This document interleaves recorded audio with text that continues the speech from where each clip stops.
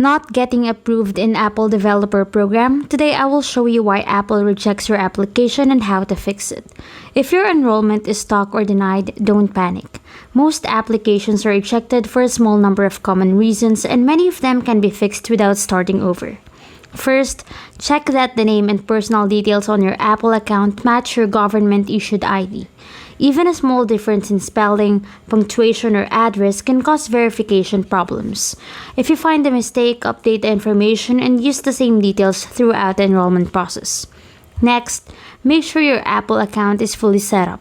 Two-factor authentication must be turned on, and your contact information should be complete and up to date. Missing account details can slow down or stop the approval process. Then, look at your identity documents. If Apple asks for a photo ID, the images should be clear, valid, and easy to read. Blurry photos or expired documents may lead to another review or rejection. After that, check whether you're enrolling as an individual or an organization. For business accounts, Apple verifies the legal company name and other business records. A common mistake is entering a brand name instead of the official registered business name. Correcting this information can help avoid delays. Now, review your payment details. A declined payment or billing information that does not match your account can prevent enrollment from moving forward. Update your payment method if needed and confirm that everything is accurate before trying again.